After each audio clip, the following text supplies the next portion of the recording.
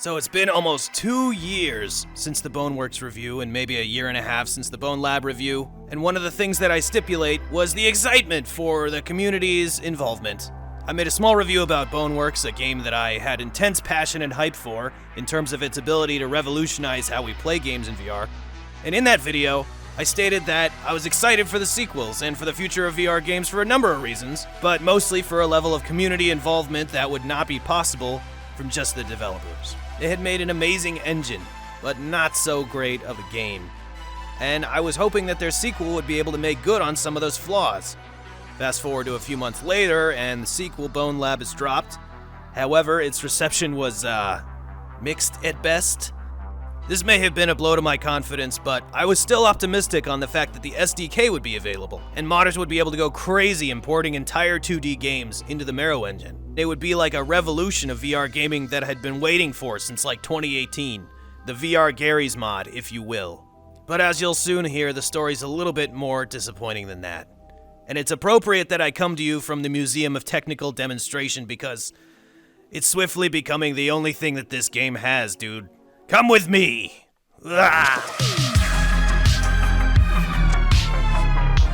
With the release of Bone Lab, we were promised updates, the same as any other game would.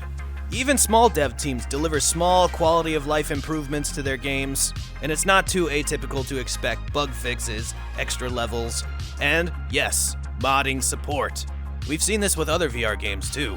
Team Warp Frog has done a fantastic job keeping Blade and Sorcery fresh. It may have started out as a small wave-based combat system, but they're working their way to 1.0, and the team seems really receptive. And you know what? I think the community appreciates that. Blade and Sorcery has had tons of quality of life improvements. Not just bug fixes, but incremental updates that add weapons, levels, general gameplay elements that keep you entertained while they finish the complete experience. However, this has not been the case with Stress Level 0. It really has me concerned that the whole project is in jeopardy. And now it seems the patience of the community is worn thin. Don't just take my word for it. Look at these lovely community posts. Oh god, Redditors. What do you mean by making the AI better? Years of support will end into I don't have much to say about this one. This is actually a good comment.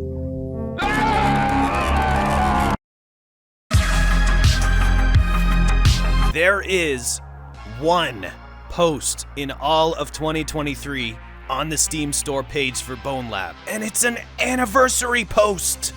Just regularly tell us that you're working on something. So there have been a couple of updates. There's been some Discord posts from Brandon, and some tweets from Brandon, the project lead, on his personal accounts. So all we get are updates just about as cryptic as the freaking lore for the game, which by the way was Boneworks' biggest flaw probably. I want so badly for this to be the standard control scheme for the way that we approach VR games. I genuinely love the way the characters interact with the world and the environment.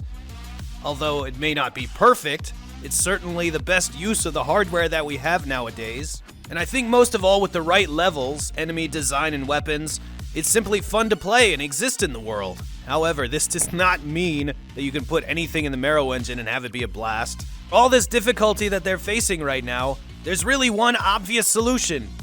Communicate! And I don't want to get all angry Joe on a video game, but damn, I just want there to be some updates. All we want is to understand what is happening in the process.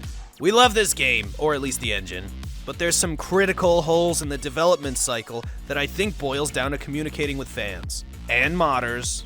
If you're holding off because there's some bug or problem that prevents you from releasing the SDK, tell us! I bet there are people who could help you with your problem. I don't understand what it is that you think that you're gaining by being intentionally cryptic. Here's how it be, dude. So few people care about that mystique in-universe stuff.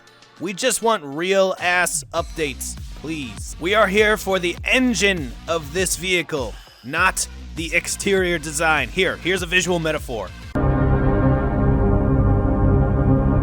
And one last thing, I'm sorry for being so angry. I just want to see the game succeed.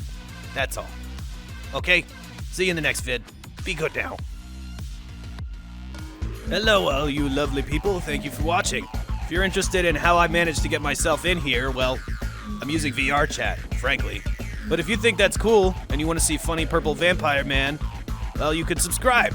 Just wanted to get my thoughts out and let you all know that I'm still working very hard behind the scenes to make videos and music. We've got a very passionate crew. So, I thank you for sticking with the project for this long.